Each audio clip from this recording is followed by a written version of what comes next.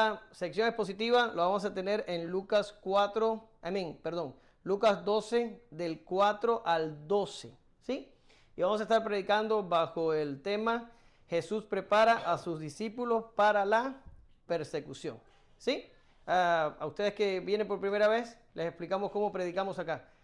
Escogimos un libro, Lucas, desde que empezamos lo escogimos y hemos venido predicando versículo por versículo y algún día lo vamos a terminar. Apenas hemos predicado 54 sermones de Lucas, vamos por el capítulo 12, en eso estamos, ¿sí? Bien, vamos a leer el texto de oro en esta mañana y el texto de oro dice así, segunda a Timoteo 4, del 16-18, dice: en mi primera defensa ninguno estuvo a mi lado, sino que todos me desampararon, no les sea tomado en cuenta. Pero el Señor estuvo a mi lado y me dio fuerzas, para que por mí fuese cumplida la predicación y que todos los gentiles oyesen.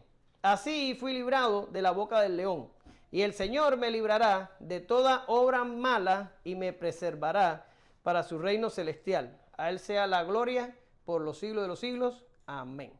Te damos gracias, Señor, en esta mañana. Nos gozamos en tu palabra, nos gozamos en tu salvación, nos gozamos en la comunión que tenemos los hermanos unos con otros y nos gozamos en el día del Señor, donde nos unimos con toda la iglesia universal y te alabamos. Nos unimos con millares de ángeles que también te alaban y levantamos manos santas a ti, dándote gracias porque por la obra de tu Hijo podemos estar de pie delante de ti.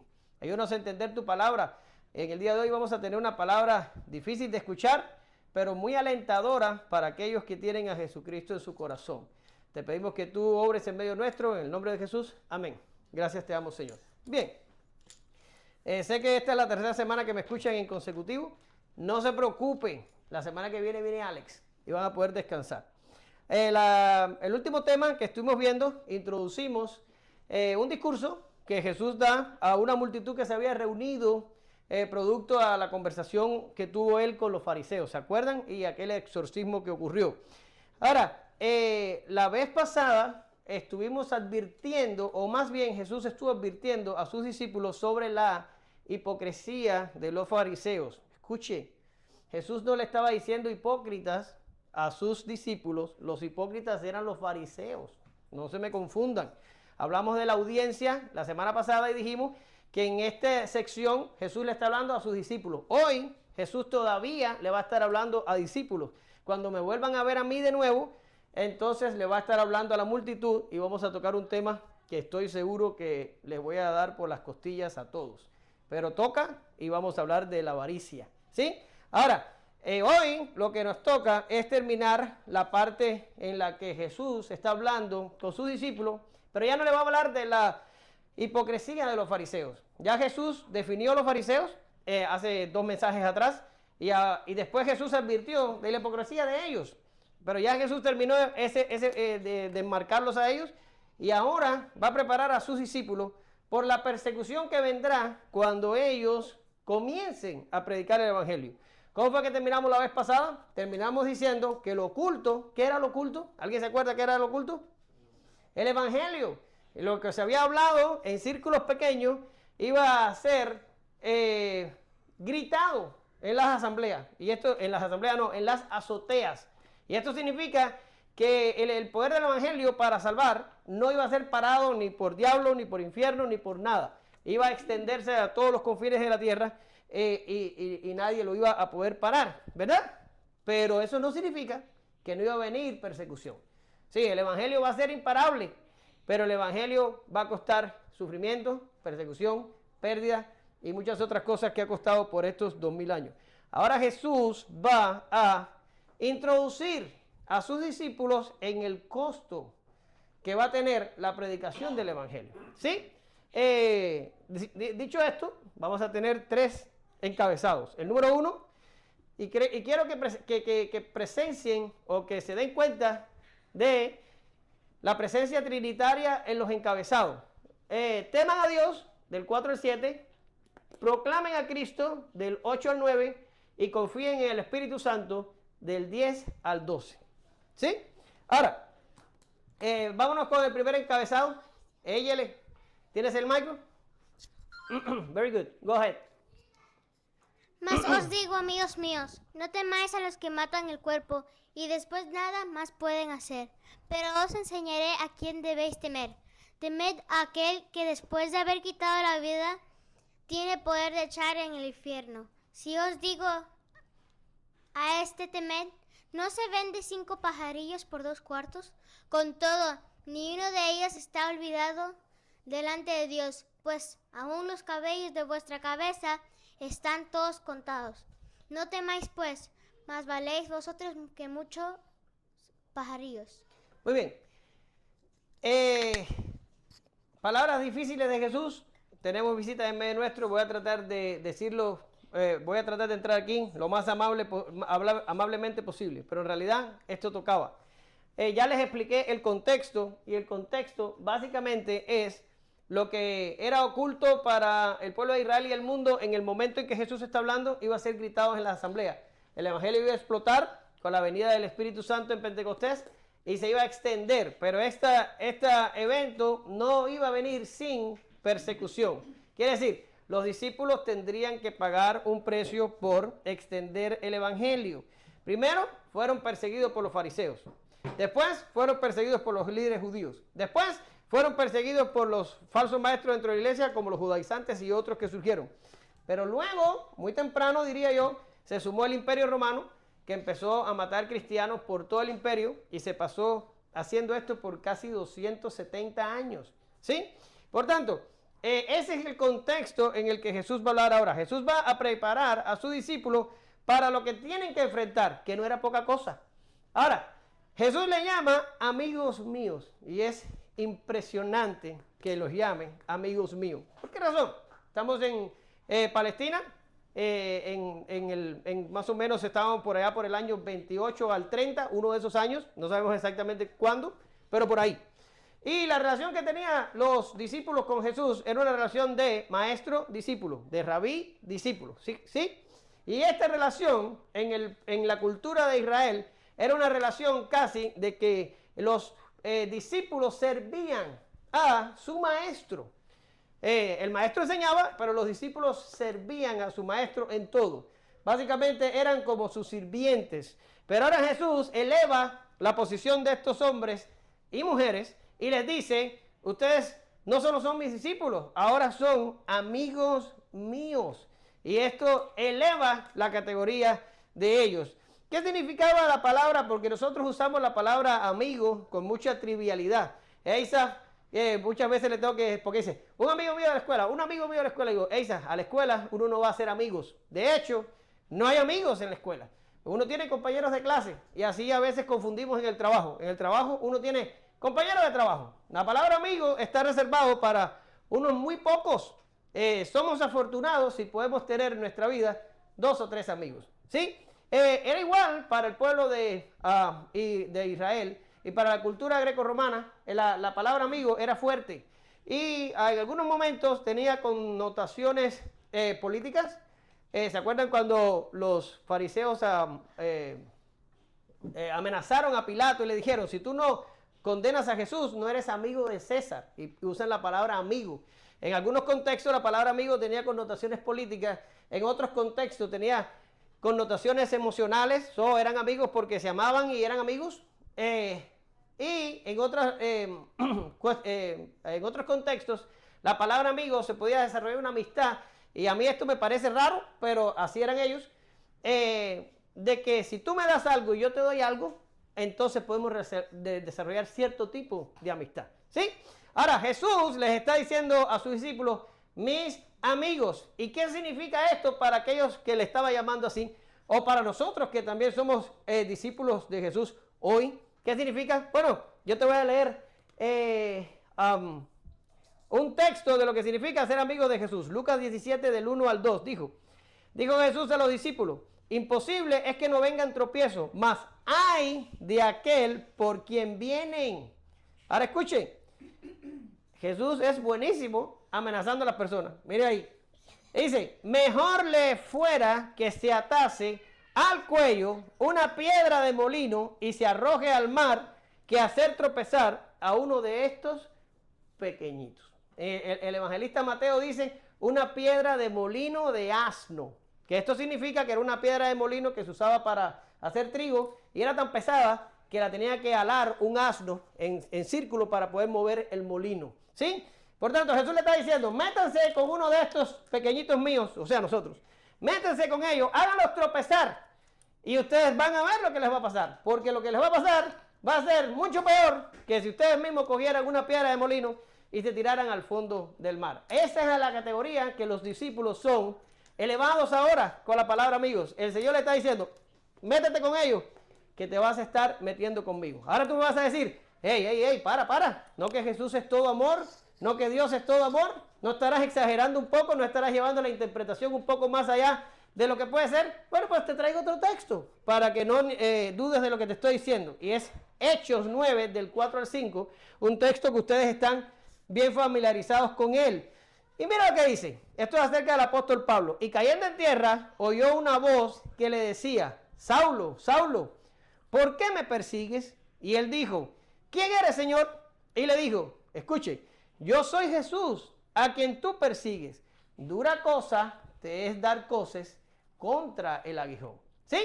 ¿Qué está pasando aquí? Pablo había perseguido a Jesús, lo dudo. Jesús ya había ascendido y estaba sentado a la diestra del Padre. Allí lo había visto Esteban unos días antes. ¿Sí? Por tanto, Pablo no estaba persiguiendo a Jesús. Pablo no estaba persiguiendo al Señor. Pablo estaba persiguiendo a sus seguidores. Pero cuando Jesús se le aparece, no le dice, ¿y por qué tú estás persiguiendo a mis seguidores? ¿Por qué tú estás persiguiendo a mis discípulos? No le dice eso. ¿Qué le dice? Yo soy Jesús, a quien tú persigues. Dura cosa te es dar coces contra el aguijón. ¿Sí? Si usted es un hijo de Dios, el que se meta con usted, se mete con Dios.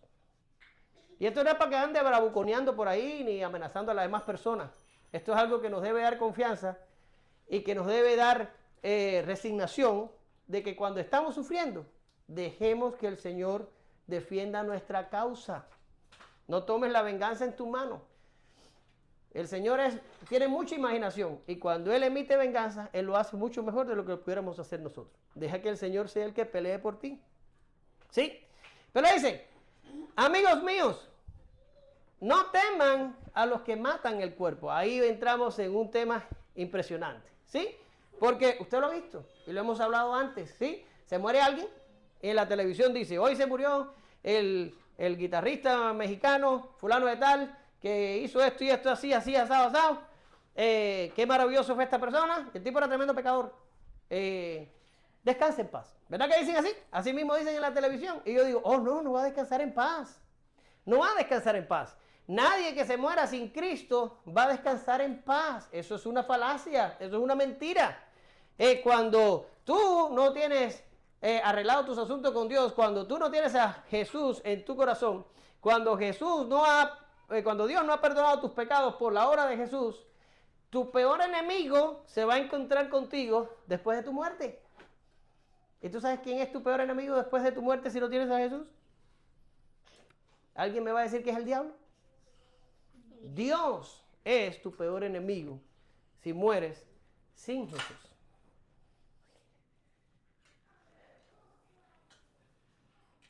Dice, y os digo que vendrán muchos del oriente y del occidente y se sentarán con Abraham e Isaac y Jacob en el reino de los cielos.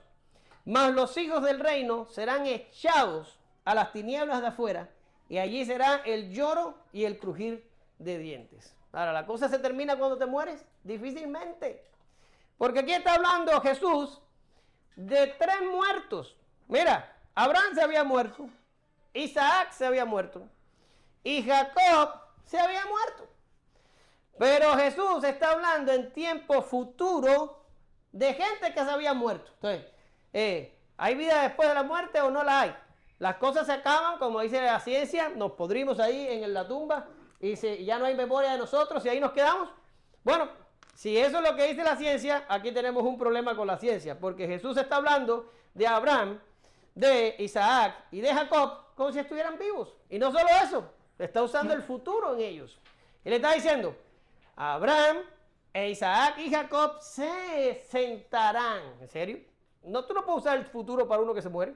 Si tú vas a usar en un tiempo verbal con alguien que se murió, ¿qué tiempo tú vas a usar? El pasado. ¿Sí? Y Jesús está usando el futuro aquí. Se va a sentar a Abraham, Isaac y Jacob en el reino de los cielos. Ahora, los hijos del reino, ¿a quién se está refiriendo? A los israelitas que lo estaban escuchando y que lo estaban rechazando. Le dice, serán echados afuera. O sea, no se van a aniquilar, como dicen los testigos de Jehová, o no van a dejar de ser, como dice la ciencia. No, dice, van a ser echados a las tinieblas de afuera, y allí será, ¿qué cosa? El lloro y el crujir de dientes.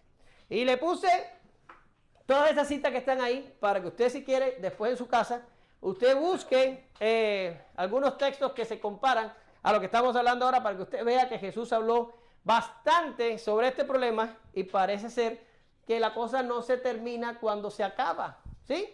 A mí me gusta decir, cuando te mueres, empiezan tus problemas, si no tienes a Cristo en el corazón. ¿Por qué razón? Porque, mira lo que dice Hebreos 9:27, y de la manera que está establecido para los hombres que mueran una sola vez, ¿qué viene después? Y después de esto, el juicio. ¿Qué es lo que te está esperando si no tienes a Cristo en tu corazón después de la muerte? De la muerte te está esperando el juicio.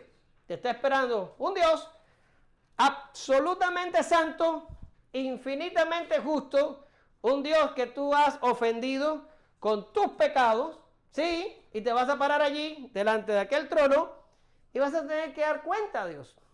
Ahora, ¿tú sabes lo que dice la Biblia de las personas que se van a parar en ese juicio? ¿Tú sabes lo que dice la Biblia de la actitud que van a sostener? ¿Sabes cuál es? ¿No se te ocurre? Dice que las personas se van a parar allí y Dios les va a pedir cuenta y van a enmudecer. No van a tener nada que decir. ¿Y tú sabes por qué nadie va a tener nada que decir? Porque todos los que estamos aquí, los que tienen a Cristo y los que no lo tienen, sabemos que los pecados que hemos hecho, los hemos hecho porque nos ha dado absoluta la gana. ¿Sí? Sin justificación. Nos hemos rebelado contra Dios por sinvergüenzas que somos. Y nos hemos rebelado contra Dios sin causa. Porque Dios no nos ha hecho a nosotros nada para merecer nuestras actitudes. Y estoy hablando para todos. ¿Sí? Y por eso en el trono, en el juicio del trono blanco, la gente va a decir, a callar la boca. ¿Qué van a decir? No, yo robé en el trabajo porque mi marido se fue y me dejó sola. Y tenía 2 hijos. No, yo tuve que hacer esto porque me obligaron. No, yo tuve que hacer esto porque las circunstancias. No hay justificación delante de Dios. La persona que muere sin Cristo va a permanecer callado y esperando la sentencia de lo que venía. Pero este mensaje no se trata de eso. Este mensaje se trata de discípulos que van a predicar el evangelio, van a recibir persecución y probablemente van a morir. De hecho, los apóstoles, 11 de ellos, murieron de forma violenta. ¿Sí? Solo Juan murió ya de viejo, porque le tocaba. ¿Y qué le está diciendo Jesús a los discípulos?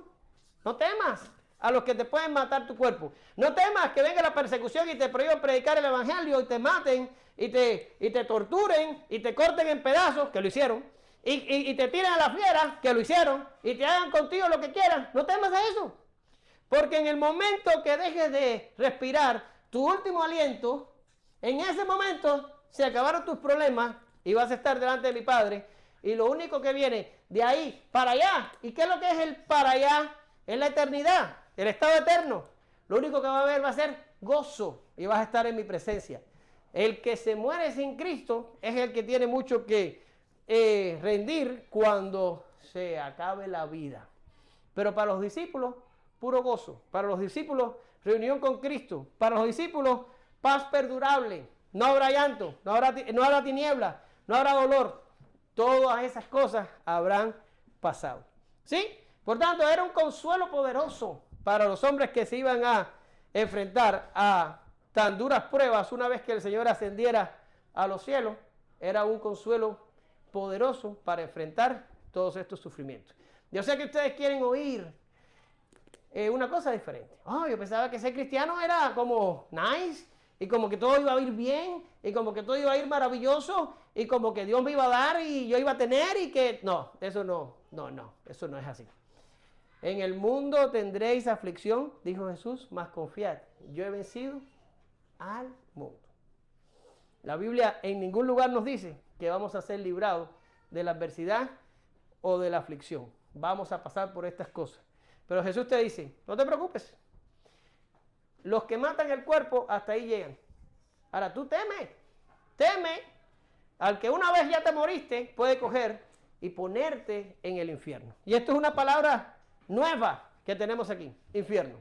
¿Por qué razón? Porque hoy hay un grupo que dice que no hay infierno. No, no hay infierno, no hay ninguno. Dios es amor y todo el mundo se va a salvar.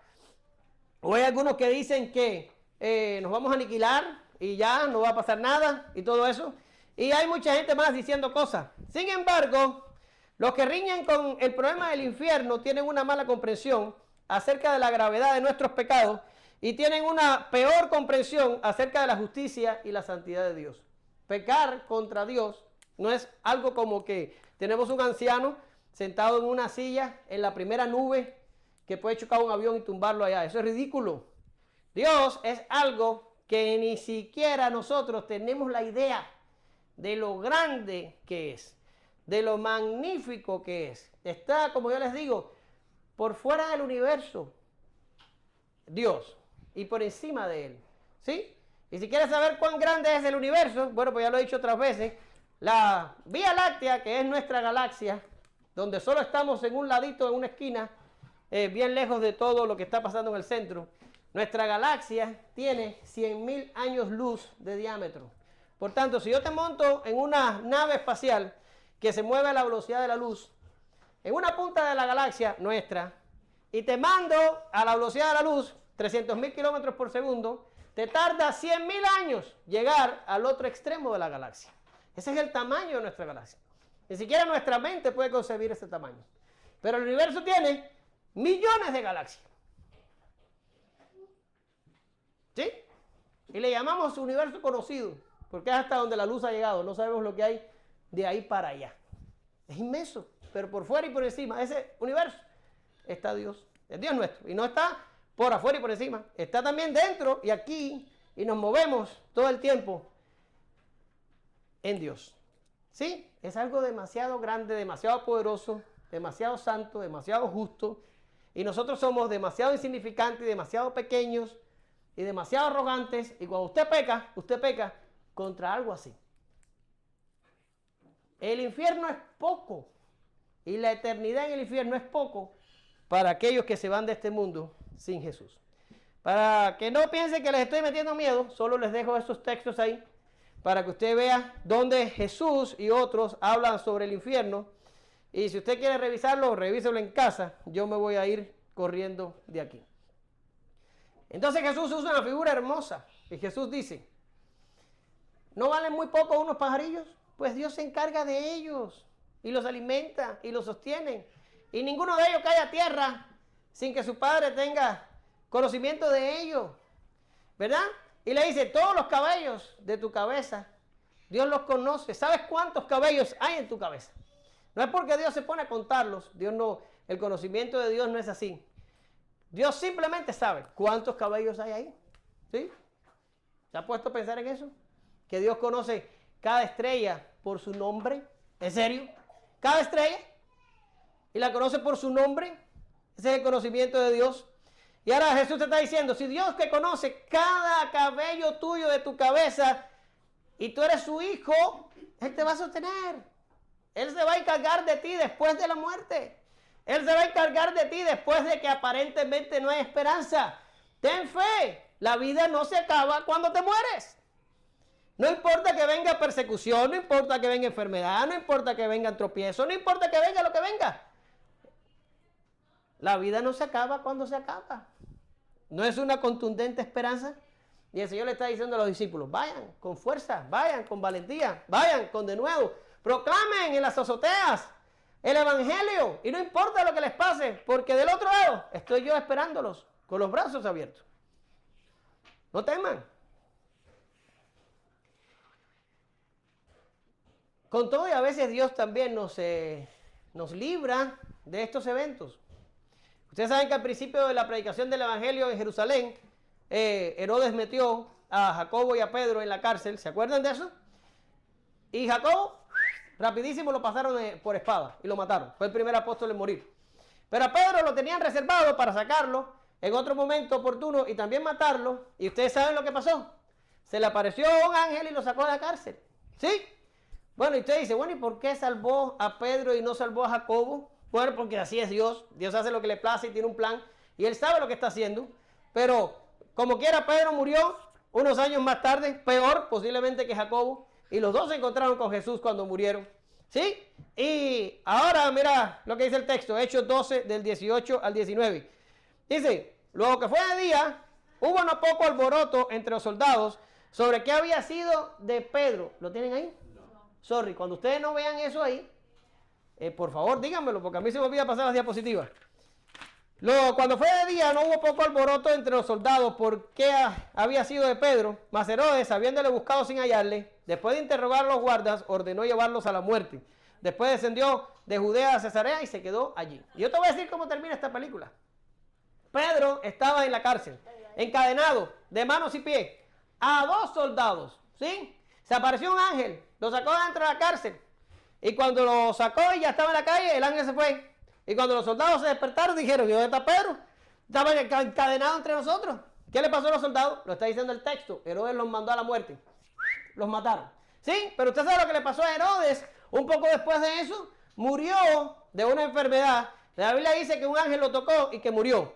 Una enfermedad bastante perniciosa y bastante dolorosa. Quiere decir, la gente que buscaba la muerte de Pedro terminó muerto y Pedro se murió el día que Dios quiso. Muchos años más para adelante. ¿Qué quiere decir?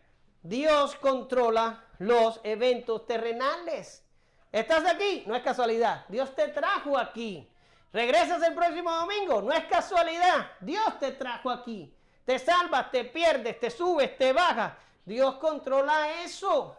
Dios controla cada átomo de su universo. Dios es soberano sobre su creación. Nada pasa en su creación sin que Dios tenga un motivo para estas cosas. ¿Sí? Y Jesús le está diciendo, cálmense. Ustedes valen mucho más que los pájaros.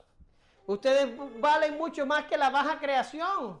Ustedes valen mucho más para Dios. Y Dios se va a encargar de ustedes. Tengan valor. Tengan valor. ¿Sí? Ahora, Jesús les dice esto y los manda a proclamar su nombre. Y esa es la segunda encabezado. Proclamen a Cristo. Échale. Dáselo a... Ajá. Vamos, Yesenia. Os digo que todo aquel que me confesare delante de los hombres, también el Hijo del Hombre le confesará delante de los ángeles de Dios. Mas el que me negare delante de los hombres, será negado delante de los ángeles de Dios. Fácil.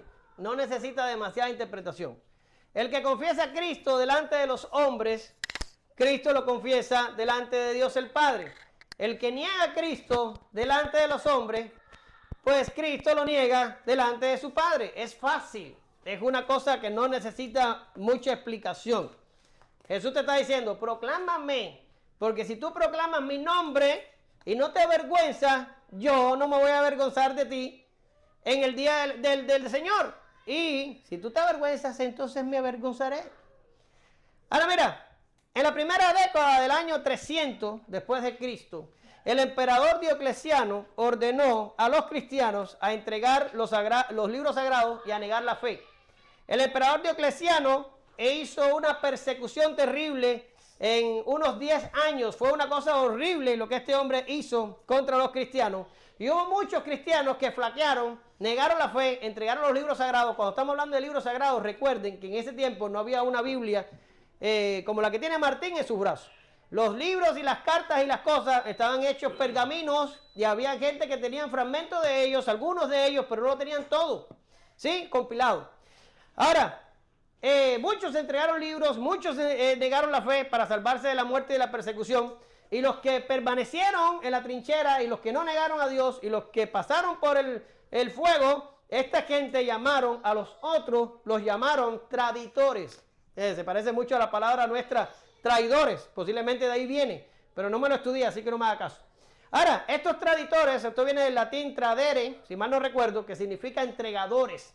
Quiere decir, esta gente entregaron los libros, entregaron todo para librarse de la persecución.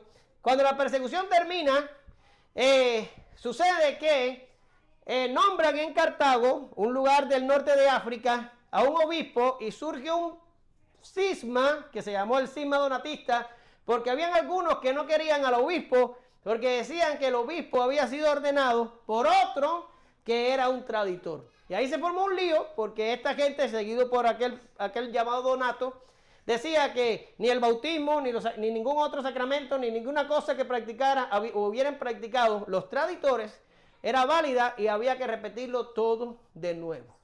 Y todo esto se formó, este cisma se formó allí en el 311 y duró años hasta la ocupación palestina hasta la ocupación musulmana de esa área del norte de África y hizo mucho daño a la iglesia. Agustín de Hipona peleó fuertemente contra los donatistas, tratando de explicar que ellos estaban equivocados y que no era así como lo pensaba. Sin embargo, la iglesia se dividió allí y muchos se extraviaron por cuenta de todo esto. ¿Y por qué todo empezó? Porque hubo creyentes que flaquearon y se negaron a Cristo en el momento que se esperaba que no pudieran hacerlo. Sin embargo, el Señor nos anima y nos exhorta a que proclamemos su nombre. Y ahora no te van a cortar la cabeza, ¿verdad que no? Por lo menos aquí en Estados Unidos, si Trump no termina de destruir el país, por lo menos ahora tenemos un poquito de libertad religiosa. Y no nos cortan la cabeza, no, ni nos quitan las propiedades, tampoco, ni nos obligan a tirar las computadoras y los libros, no nos obligan a eso. Pero muchas veces en los trabajos, en las escuelas, la presión de los grupos hacen que decir que eres cristiano traiga vergüenza y cierto tipo de persecución y cierto tipo de limitación que muchos tratan de ignorar simplemente tragándose la lengua y diciendo nada. ¿Verdad que sí? No dicen que son cristianos, se avergüenzan de ser cristianos en frente de sus compañeros de escuela, amigos de trabajo, X, lo que sea, ¿verdad? Muchas veces hemos hablado del día domingo. El día domingo es ordenanza, cuarto mandamiento. Tenemos que trabajar 6, descansar 1. Tenemos que dedicar el 7º día a esto que estamos haciendo hoy. Y la gente trabaja los domingos como si el domingo fuera... Eso es una forma de negar a Cristo. A mí, ni ofreciéndome $500,000, me quitan el domingo. El domingo es del Señor y yo voy a estar aquí el domingo, aunque esté solo. Pongo espejos ahí.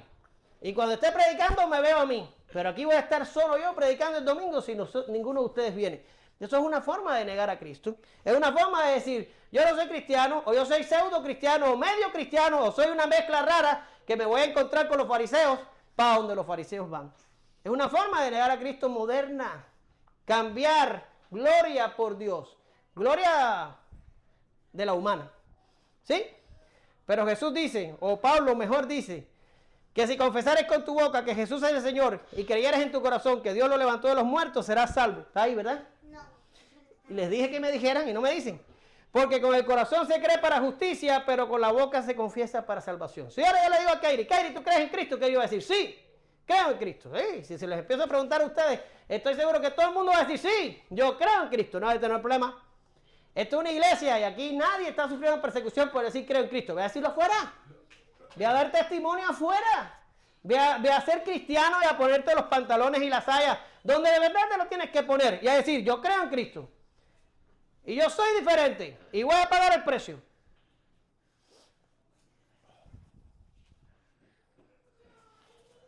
Pero dice Jesús, el que me negare, yo le negaré. Ahora, yo encuentro 2 tipos de negaciones. La negación directa y la negación indirecta. Se las voy a explicar rápido. La negación directa es cuando la persona dice, ¿sabes qué? Esto de ser cristiano no es para mí. Yo arranco, yo me voy. See you, que te vaya bien. Y la persona se va. ¿Sí? Eso se le llama, en teología se le llama un apóstata. ¿Sí? Y hay personas que se van. Miren lo que dice el texto. Procura venir pronto a verme, porque Demas me ha desamparado, amando a este mundo, y se ha ido a Tesalónica. Crescente fue a Galacia y Tito a Dalmacia. ¿Sí? ¿Qué había hecho Demas? ¿Qué había hecho? Demas había abandonado el evangelio porque amaba más al mundo y dejó a Pablo y se fue. Esto es una negación directa.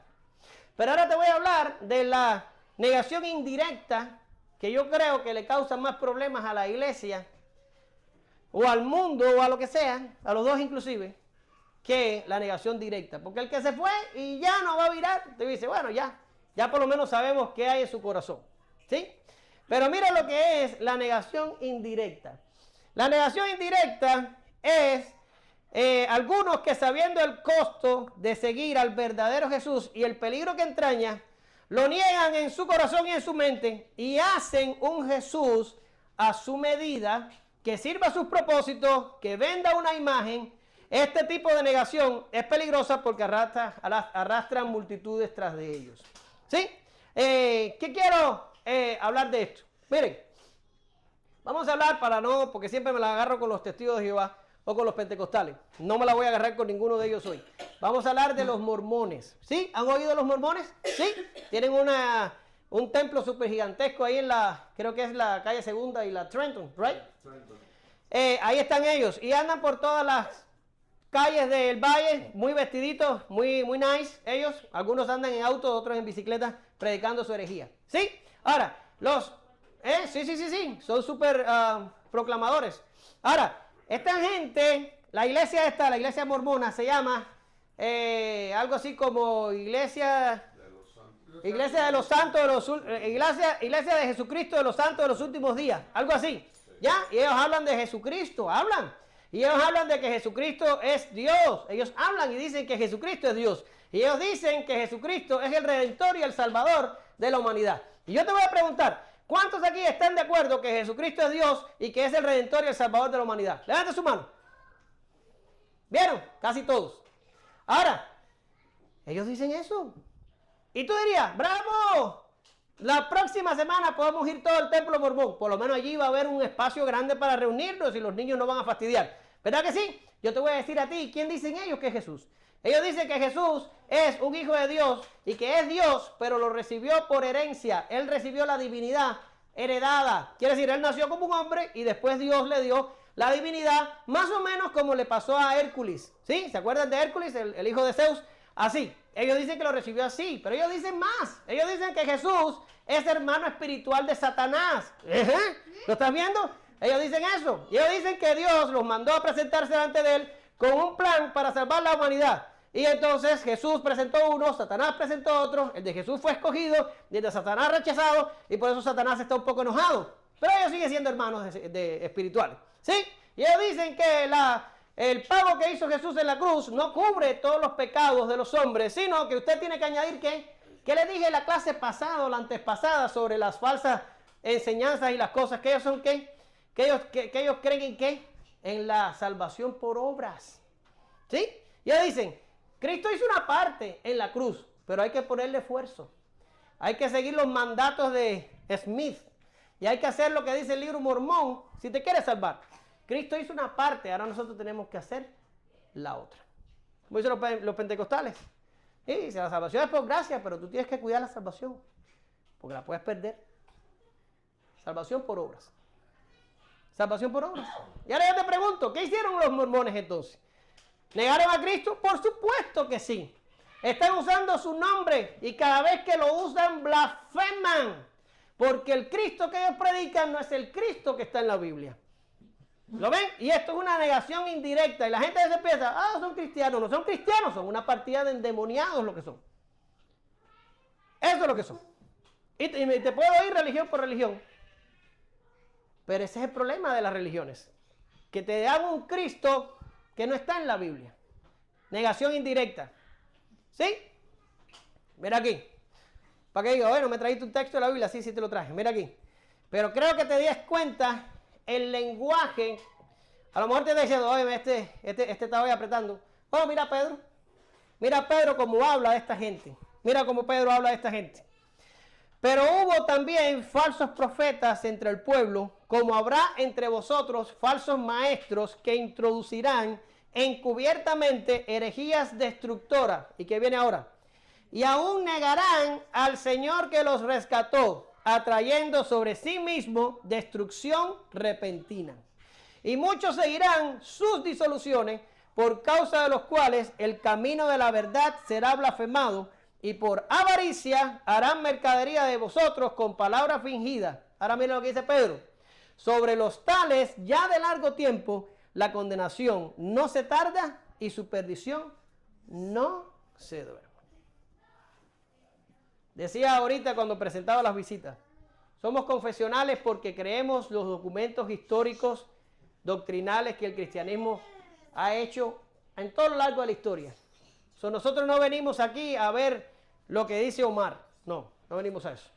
Nosotros venimos a oír aquí lo que dice la Biblia y lo que han interpretado gente con testimonio y con Cristo en el corazón a lo largo de todas las épocas. Nosotros no inventamos doctrina, nosotros la tomamos de nuestros antecesores. Eso es lo que hacemos.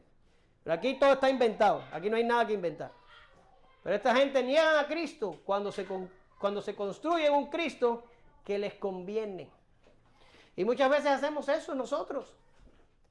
Nos hacemos un Dios que nos conviene, un Cristo que nos conviene.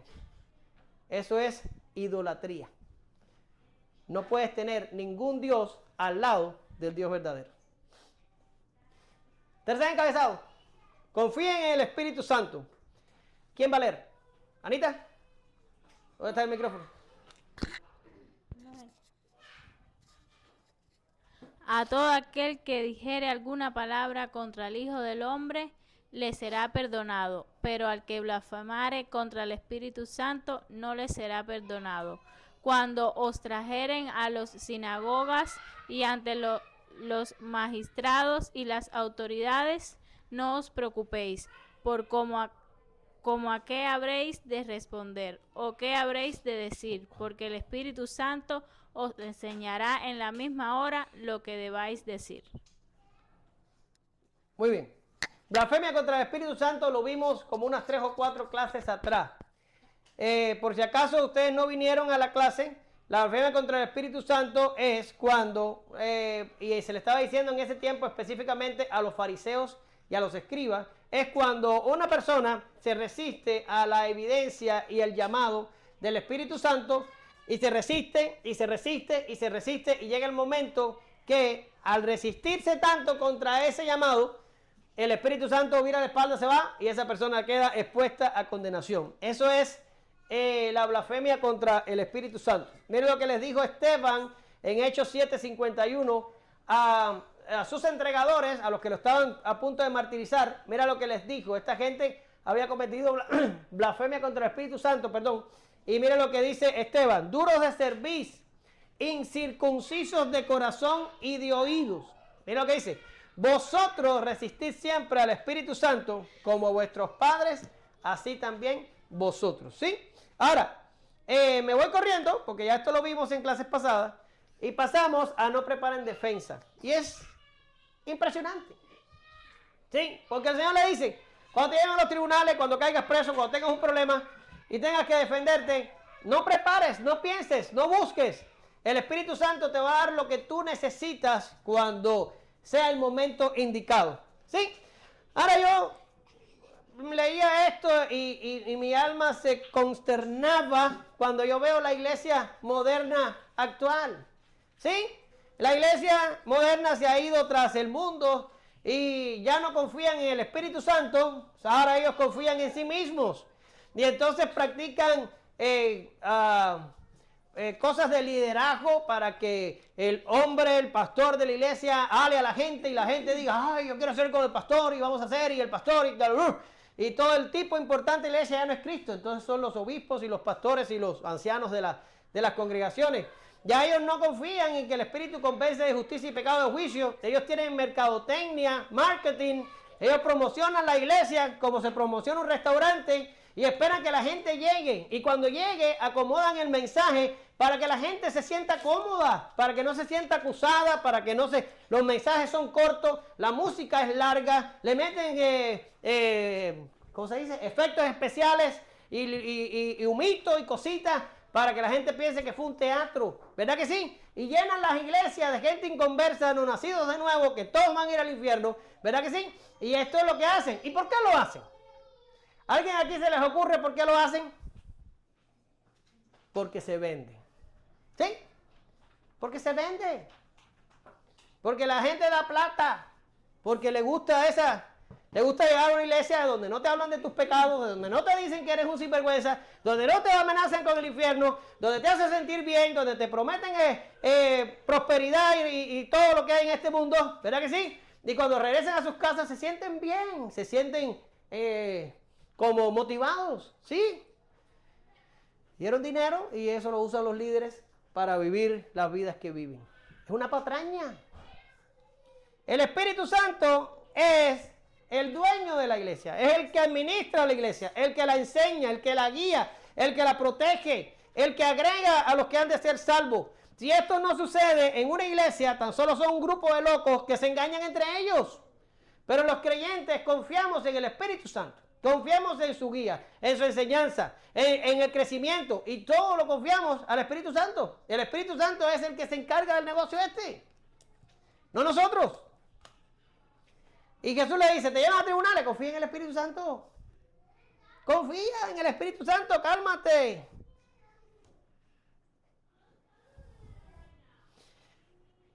Pero el Espíritu Santo va a ser un tipo de defensa que tú y yo no nos esperaríamos, según lo que Cristo está hablando aquí. Cuando tú buscas a Esteban estaba a punto de ser muerto, ¿verdad que sí? Y Esteban pronuncia un discurso larguísimo allí previo a su muerte. Y si tú miras el discurso de Esteban fue un sermón, fue una predicación del Evangelio, de las riquezas de Cristo y de lo que podemos esperar en Él. En ningún momento Esteban se defendió para que su vida fuera perdonada. Y cuando usted va a Pablo, que estuve varias veces en frente de reyes y de césares y de cosas, y busca los discursos que Pablo dio, cuando usted los mira, no son defensas personales, son sermones predicando y exaltando el nombre de Cristo y hablando de las riquezas de Cristo a las personas que allí estaban. Por tanto, esto no se trata de nosotros.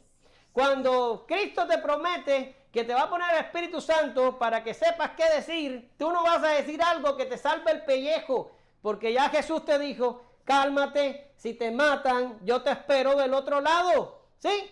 Tú vas a tener una oportunidad, posiblemente única en tu vida, para hablar el Evangelio a personas que necesitan oírlo. ¿Sí? No se trata de nosotros. El Espíritu Santo no se te ha sido dado para salvarte el pellejo.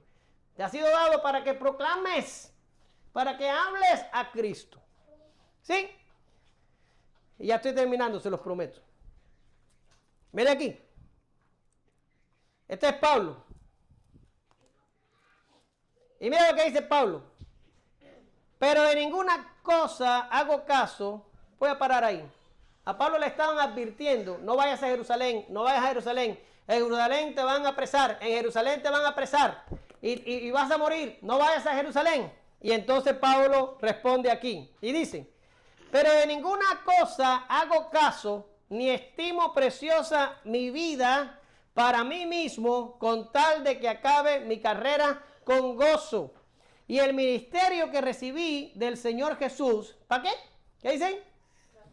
Para dar testimonio del Evangelio de la gracia de Dios. Para este hombre no había nada más importante en su vida. De hecho, ni su vida era importante para él. Lo importante para él era predicar el Evangelio. Yo te pregunto una cosa, mis queridos.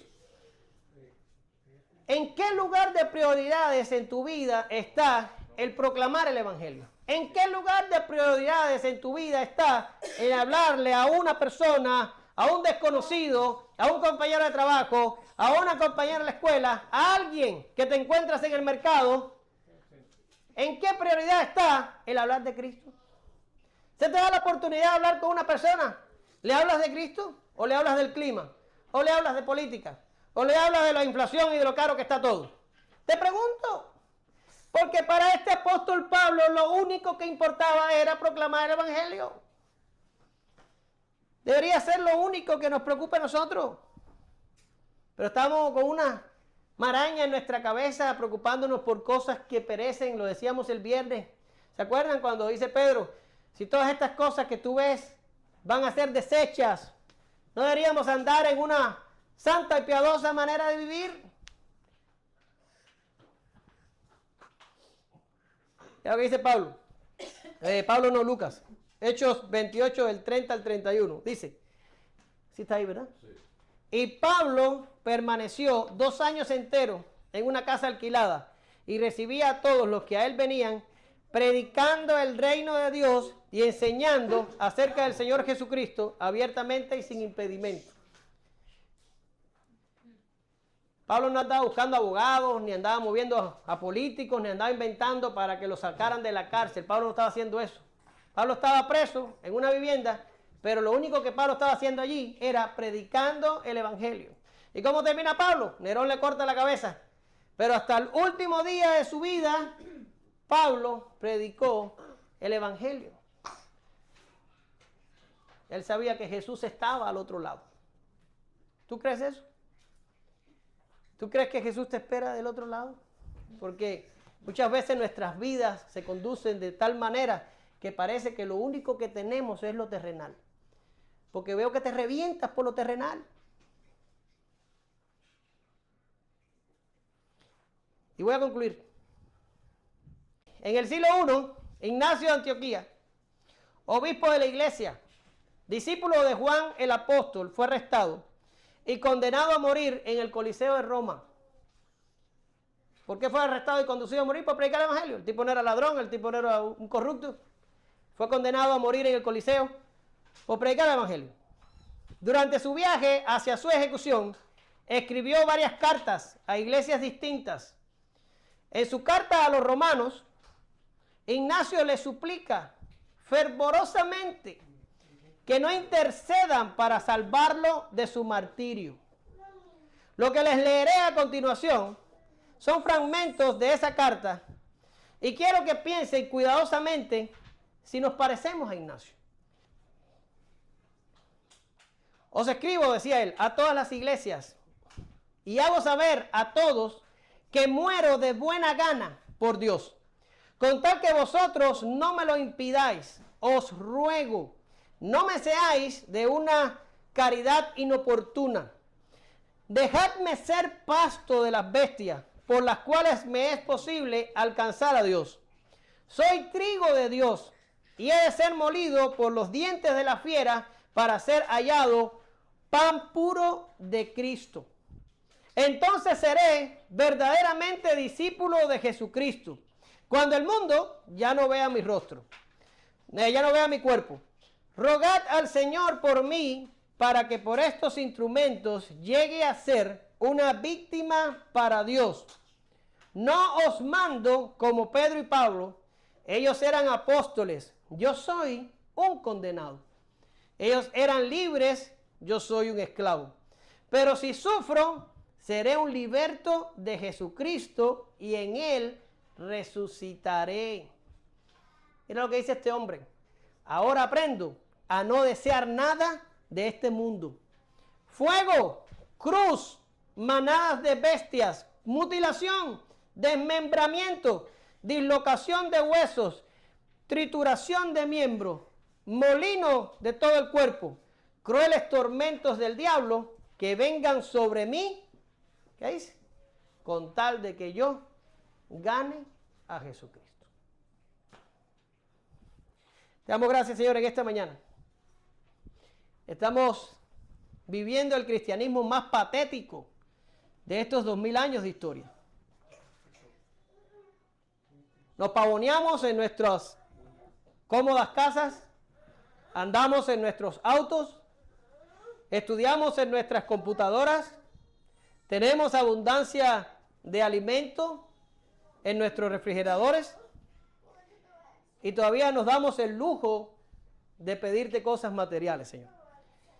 Y alrededor nuestro tenemos 100 veces más de lo que alguno de tus apóstoles jamás tuvo y de lo que algunos de hombres que te sirvieron a lo largo de la historia ni siquiera pudieron soñar. Y a pesar de que tú nos has dado tanto, somos lo peor que ha habido en la historia del cristianismo. No predicamos, no comulgamos, ni siquiera asistimos regularmente. Lo único que queremos es que tú nos des, y nos sigas dando, y nos sigas cuidando. Qué pobre de espíritu somos, Señor. Y qué desenfocados estamos del verdadero evangelio, y qué desenfocados estamos de las gloriosas promesas que nos esperan cuando ya no estemos en este cuerpo. Ayuda a la primera iglesia bautista, Señor. Empezando por mí y terminando por el último de nosotros, a valorar la eternidad, a valorar el cielo prometido, a valorar las riquezas en Cristo, a valorar la revelación en la Biblia, a valorar que tú nos has salvado sin nosotros pedírtelo, a valorar los sacrificios del Salvador, a valorar el tiempo que te tomó, Señor, salvar a un pueblo que no se lo merecía. Porque andamos como ovejas locas, de aquí para allá, sin saber qué es lo que más nos conviene. Por favor, Señor, no queremos ser como los demás, no queremos ser como las otras iglesias que son una partida de cualquier cosa. Queremos ser discípulos tuyos, que sufran el agravio, que prediquen el evangelio, que se interesen por los perdidos, que se pongan serios conforme a esto de ser cristianos, Señor. Porque del otro lado, si seguimos como vamos, lo que nos espera es la vergüenza, el descrédito, cuando tú niegues nuestro nombre delante de tu Padre. Ayúdanos, Señor, por tus misericordias. En nombre de Jesús, amén. Gracias, te amo, Señor.